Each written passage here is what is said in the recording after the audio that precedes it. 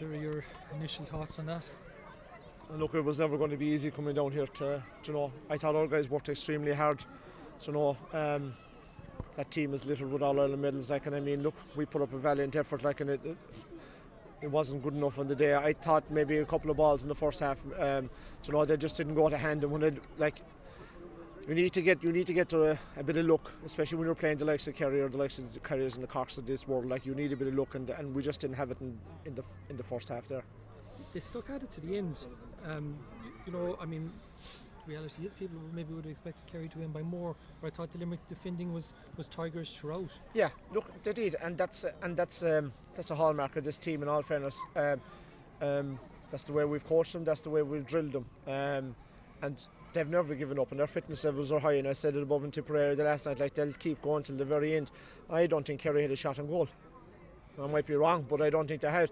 They picked off their points, and they and there's some fantastic point takers, but like, they picked off their points, like, but we didn't leave them in for any. I don't think we left them in for any clear shot of goal. At half time, you were 8 points down. What would the message have been to the players? Keep doing what you're doing.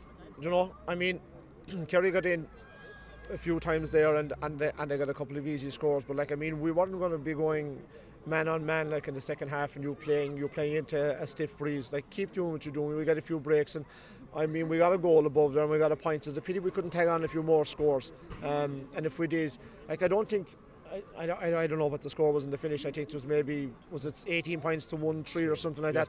Look, at the end of the day, I don't think it might have been a true reflection of the score. We could have tagged on maybe a couple of more scores, but look, I can't fault our guys. Like, they gave it everything, to be honest about it. How much of a loss was Jack Downey in midfield? Sure, I suppose coming in here, like, we were on, like, I mean, we lost our captain to the last night. Like, we lost our full-back, Jack Downey went to midfield. Lee Wolfe was a late fitness test. Like, those fellas couldn't train during the week. Like, so you need to have everyone right and everyone ready. Of course, he was a lost midfield. Like, he was exceptional above and Thurles the last day for us. And I mean, his ball skills out around the middle, like, would have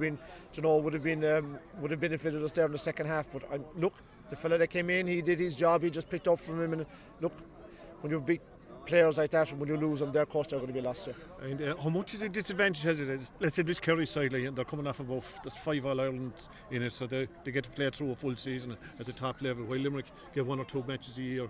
How much of at inter-county level, how much of a drawback is that? Yeah, well, I suppose especially at under 20 level, I mean, it's a knockout. It's a knockout competition, albeit you had your league this year and there were games that were organised for you.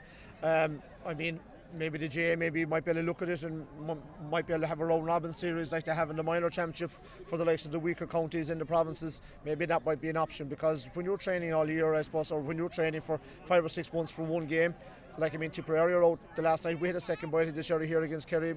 Maybe a round robin system may benefit them better. The defensive effort in the first half, you were keeping Kerry outside of the scoring zones, but I suppose it's when you turn the ball over that's when you see the difference. Excellent, yeah, definitely. And I mean, like, we were very good at that, but our problem is we turn the ball over and then we come down maybe 40 yards and we get turned over ourselves.